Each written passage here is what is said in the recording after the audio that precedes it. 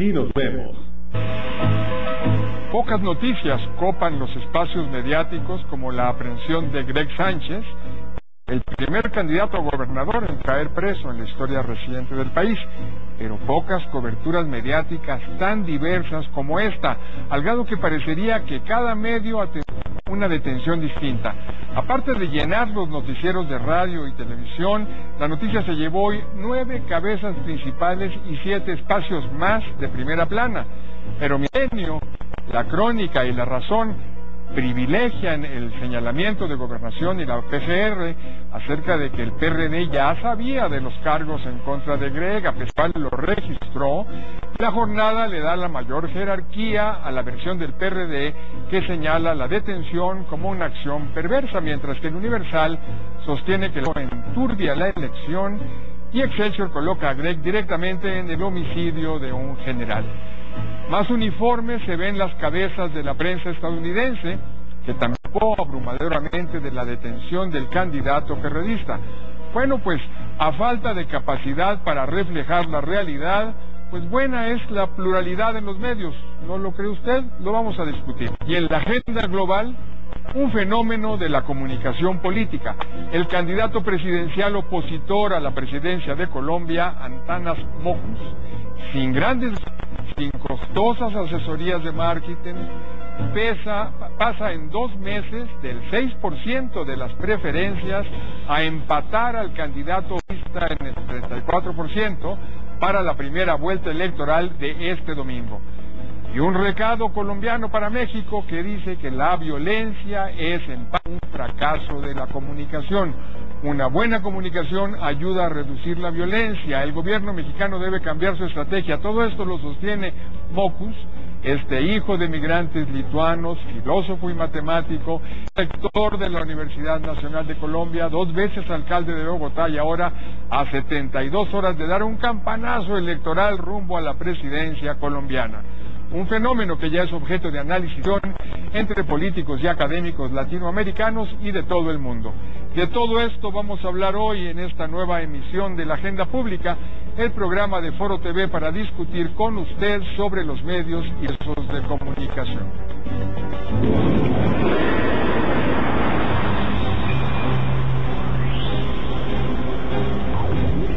Estamos en vivo.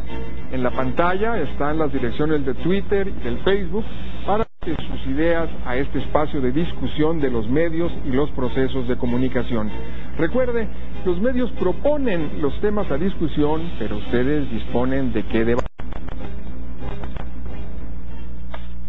Para discutir los temas de hoy están con nosotros nuestra compañera de Agenda Pública, la maestra Gaby Barkentin, y para hablar en el segundo segmento de la guerra de la comunicación política en Colombia nos acompañará la analista política colombiana Nubia de la Roche.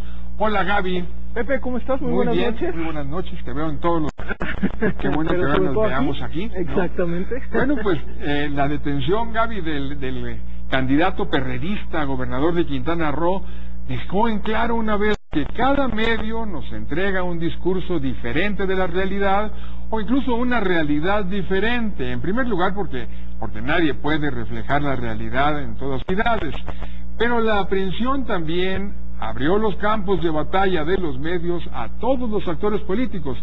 Lo mismo a la guerra entre partidos, que dentro de los partidos, que entre alianzas y que dentro de las... ¿Cómo podemos los lectores, las audiencias, ustedes que están escuchándonos, hacer frente a esta información en franca guerra, Gaby?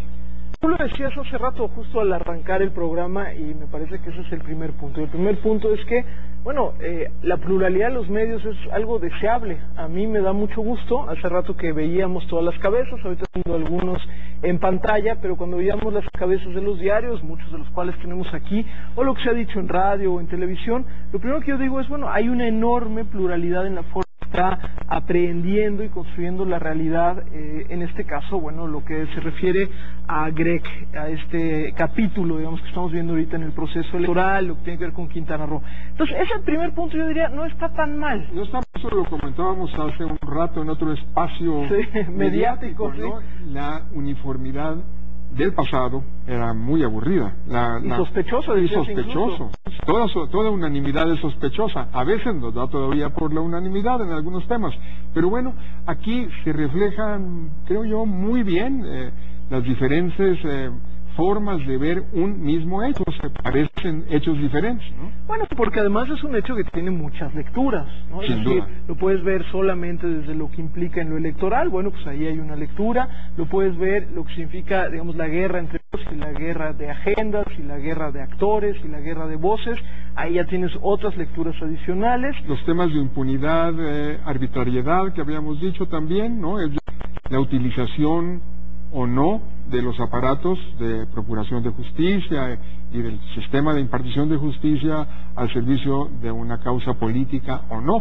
Debate muy atendible. Ahora se ha agregado esta nota de, bueno, la esposa que sale también a cuadro, él que es un predicador cristiano, y entonces hoy estaba yo escuchando, ya están en las redes sociales también, los videos en YouTube donde, bueno, pues Greg es un predicador iluminado, le llaman algunos, la hija que lloraba hoy, es decir, ya tiene incluso este elemento melodramático, y creo que deja en los medios. Pepe, tú haces una pregunta ahorita, ¿cómo le podemos hacer los lectores para encontrarle, digamos, como más sentido a una nota que está siendo cubierta? Sí, yo creo que lo primero que deberíamos hacer es que no podemos atenernos solamente a un medio de comunicación. Creo que estamos cada vez más obligados a contrastarlos, ¿no? Este tema de la educación mediática, de la nueva alfabetización, incluso para las llamadas redes sociales, esta parte en la que tú has insistido mucho, incluso has abierto al campo docente, la cultura mediática.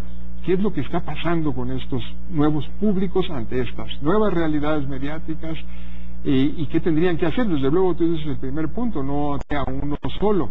Pero luego hay públicos que quieren ver exactamente la realidad con la que ellos se identifican. Claro. Y solo compran La Jornada, solo leen Refuerzo Universal, etcétera. Bueno, porque también, y eso lo comentábamos hoy, tuvimos también una mesa con Adela Micha donde hablábamos justamente de Twitter hoy por la mañana, y antes de la mesa estábamos platicando sin invitados y decíamos, bueno, es que también hay, así como hay periodismo militante, pues también hay lectores militantes. Exactamente. Que en un momento dado dicen, bueno, yo voy a leer solamente este periódico o solamente este noticiario, que va a decir lo que yo quiero que diga, ¿no? Bueno, pues eso, así es, y eso tampoco es algo que necesariamente tengamos que romper. Habla también de la pluralidad de las audiencias y de las voces. Yo creo que esto, en estos días, el caso Greg es el que ha mostrado más lo que puede ser de rico, también en la pobreza de la cobertura, pero lo que puede ser de rico tener tan diferentes puntos de vista. Bueno, y estaban en pantalla los actores políticos, porque también ellos son las fuentes de la información, es decir, donde se inicia el proceso de comunicación.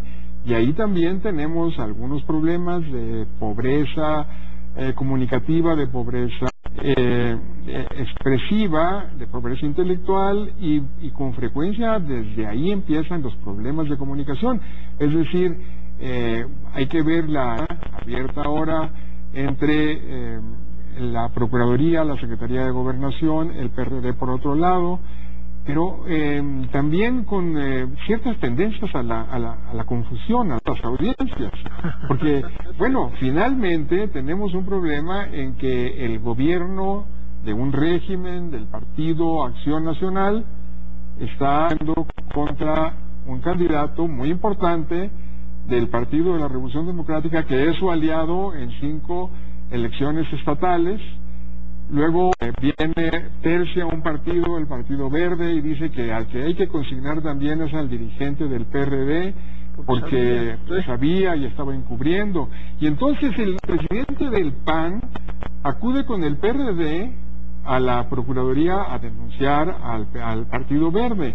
Bueno, todo bueno, luego el PRI. El PRI, aparentemente la estrategia del PRI nacional era, pues vamos a aprovechar que se hagan bolas un poco bolas o pedazos, el PAN y el PRD y han estado aliados y ahora pues tienen un motivo para estar separados. Exacto. Pero entonces el líder del PRI en el Senado, no, yo estoy como mediador. Nos me ofrecemos propongo como mediador, sí. Pero mediador entre el Senado y Gobernación, cuando el presidente del Senado es del PRD. Entonces, no se puede ser mediador. Y bueno, entonces también son las fuentes, es decir, los emisores, los llamados definidores primarios del proceso de comunicación de la agenda pública, a los que también una parte de este caos que estamos viendo. Pero en los además medios. Comentábamos también hoy, Pepe, hace rato contigo mismo, el tema de no solo esto que lo acabas de describir perfectamente bien, este mosaico que es casi media de enredo si no fuera tan grave las implicaciones que tiene, pero también decíamos a veces la poca contundencia comunicativa que tienen algunos de estos actores, ¿no? Y entonces comentábamos cómo en el caso muy concreto de Jesús no convence, es decir, no convence su discurso, no es contundente al hablar, no da el golpe preciso, y ahorita estamos en una etapa de comunicación donde tienes que dar golpes muy precisos. Incluso lo que él ha estado diciendo, que tiene que ver, no, si no es contra el PAN, porque no queremos que nos rompa, si no es contra el secretario de Gobernación. Es una provocación para separarnos, exacto, ¿no? Es una provocación pero para es dividirnos. Exacto, pero es solo este lado, porque acuérdense que el malo de la película se llama Fernando Gómez Montt. Como si se mandara solo el secretario de Gobernación. Pero tampoco te la terminas de creer porque no hay una contundencia clara en el discurso, se atora al hablar. Entonces, bueno, lo que estamos viendo es cada vez más ruido, y yo creo que lo que va a terminar permeando, es segura, y a ver si la siguiente semana estamos en la línea, es lo que va a terminar es que si la señora Niurka está guapa o no está guapa, que si este hombre es un predicador y tiene unos videos que circulan, que ante este desastre, ante este ruido comunicativo, pues obviamente estos mensajes que son más sencillos y claros, pues ya se perdió cuál es el sentido de los cargos, ¿no? Sí. Es decir, es muy cierto, como decíamos también, todos los mensajes y la información misma de la prensa internacional, especialmente en los Estados Unidos, dicen exactamente cuáles son los cargos. Incluso el Economist ya lo alcanzó a meter, porque sale mañana y ya está hoy el adelanto en la versión electrónica, y dicen pues claramente cuáles son, se centran alrededor de los concretos: el lavado de dinero, el vínculo con el crimen organizado y algún otro, son 3. Lo dicen, no se pierden en estos histéricas que tú dices, ¿no? Al rato ya se nos va a olvidar cuáles son los cargos, cuáles son los hechos que están detrás de esto, y vamos a verlo en el siguiente segmento, cómo el curso que hace, que nos ha conducido a países como México, que es un porcentaje bajísimo el que cree en la policía, cree en los jueces, y así no puede haber país, no puede haber inversiones, no puede haber desarrollo, no puede haber empleos. Ese es el eje de nuestro problema.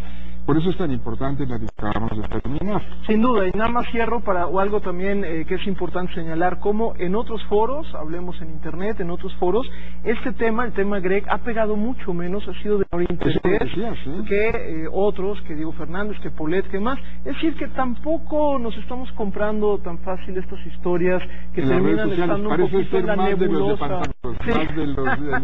de la clase política y de los medios en sus aspectos, en sus ángulos estos más protagónicos, ¿no? Y nos vamos a ir a un corte, a volver con una lectura desde México, que ya empezábamos a hacer, de los mensajes y las lecciones de la campaña electoral colombiana, que como las de aquí se realizan entre los mensajes de la violencia y el crimen organizado. Volvemos en un minuto.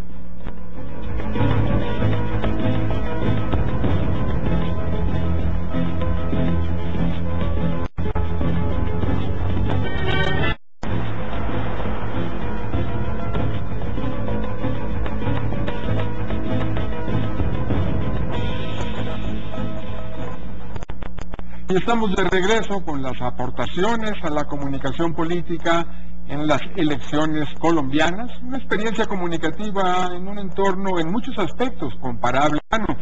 Y le damos la bienvenida a la analista política colombiana Nubia de la Roz. Bienvenida, Nubia. Muchas gracias, buenas noches a todos. Bienvenida. Y qué Gaby, Nubia, este fenómeno de la campaña de Mocus. Muy interesante, un fenómeno extraordinario lo que está sucediendo en Colombia. Pero sí, hemos visto muchas cosas. Es un personaje, primero hay que reconocer que es un personaje que ya era conocido, ¿no? Es decir, tampoco llegó de la nada, un personaje que tiene una larguísima 2 periodos de alcalde de Colombia. Pero muy colorido, ¿no? Diríamos por acá, muy folclórico en muchas de las cosas que hizo, pero además con propuestas interesantes de ciudadanización, ¿no? De volver a Bogotá a las calles, de regresar un poquito eso. Entonces, no es desconocido, pero sí viene de muy Además con este hándicap que está enfermo, ¿no? Que dice, y lo dice abiertamente, que tiene Parkinson, y bueno, aunque lo están tratando y más, pero lo hacen muy abierto. Pero viene tan de atrás, y ahorita, como decía el maestro Carreño al arranque, pues está empatado. Bueno, es un personaje definitivamente, Mockus, que llama muchísimo la atención, y en gran parte en los medios llama la atención porque tiene elementos que son de gran impacto, digamos, en términos de imagen, pero realmente es un personaje tímido, no es extrovertido. Todo eso que se considera como elementos de personalidad un poco espontaneísta, en realidad son parte de una personalidad filosófica matemática que utiliza muchísimo la simbología para transmitir su mensaje político, mensaje de cultura ciudadana, y realmente con un efecto impresionante en sus 2 periodos como alcalde. Bueno, es muy interesante esta aportación, es decir, no es que no tenga una estrategia de comunicación como a veces se señala, tiene una estrategia de comunicación diferente. Es muy eficaz en las redes sociales. Él no es de Twitter, él es de Facebook. Es un gran tuitero. Sí, pero digamos su arranque fue en el Facebook, sí. como casi todos, sí, como casi y todos. también ahora es un gran tuitero. Pero, ¿por qué los demás competidores de él, y en general nos pasa en México, por qué los actores políticos tradicionales no conectan como conecta, digamos, Obama o como conecta Mockus con las redes sociales? Esta es una pregunta. Y con los jóvenes, sí, eso sería interesante. ¿Por Yo qué? creo que hay una razón fundamental y que tiene que ver con algo que apenas quizás empezamos a descubrir de manera sistemática, y es el hecho de que la propuesta de Mockus en Colombia es una propuesta civilizatoria y constituye en términos políticos y en términos de sociedad un cambio enorme. Nos toca en la mente, en el cerebro. ¿Qué queremos decir con esto de propuesta civilizatoria?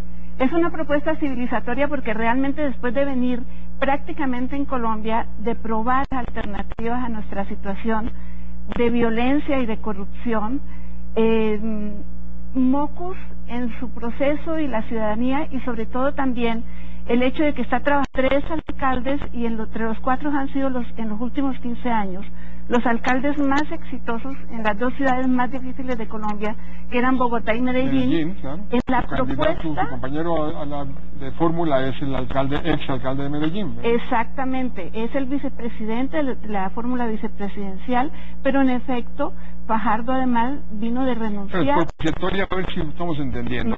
Sí. Respeto a la vida es un punto básico de su discurso político. Respeto a la ley, exacto, respeto a la naturaleza, ¿no? Es decir, pero constituye un giro total en la conciencia ciudadana y en la conciencia política de Colombia, porque una de las cosas que él dice es que la isla con el narcotráfico devino en violencia. En ese sentido, entonces, estamos encontrando que a la raíz de la ilegalidad, digamos, a la raíz de la violencia y corrupción, no podemos aplicar medidas parciales. Tenemos que realmente entrar, por un lado, a una alianza, digamos, de la ciudadanía con el Estado, con el gobierno, con las instituciones en las cuales seamos partícipes activos, pero además con una conciencia ciudadana, y él se ha encargado a lo largo de 15 años de desarrollar teoría de la cultura ciudadana, y esta cultura ciudadana es un cambio absoluto en la forma. Ese es un eje, la cultura ciudadana es uno de los ejes. ¿Qué sería esto? Así. Porque me interesa mucho de cuáles serían los mensajes muy concretos. Yo tengo la sensación de que son de pronto mensajes muy positivos, que se vuelve más optimista, menos catastrofista, como de pronto. Muy específica, ¿cuáles son los mensajes que se están manejando para jalar? No son solamente mensajes para jalar, sino son mensajes que tocan a nuestra conciencia de colombianos, y son fundamentalmente: la vida es sagrada, y es sagrada para todos, incluso para el guerrillero, para el paramilitar, para todos. Tenemos que respetar la vida de todos. Recursos públicos regrados, y eso es fundamental porque la corrupción está haciendo un llamado a la corrupción y al control ciudadano también de esa corrupción a través de ese. Hay otro que es la unión hace la fuerza, que es muy tradicional entre todos, pero que realmente nos llama a una participación en este proceso a todos los colombianos. Un punto muy interesante del discurso político que embona mucho con este aspecto de la cultura ciudadana, es decir, ese sustento ciudadano de todo, incluyendo de la soberanía. Dice una cosa a mí que me llamó mucho la atención, en parte, porque pues, también se aplica mucho, que podemos verlo aquí. Dice, la soberanía no se construye ni se defiende en los discursos de los políticos.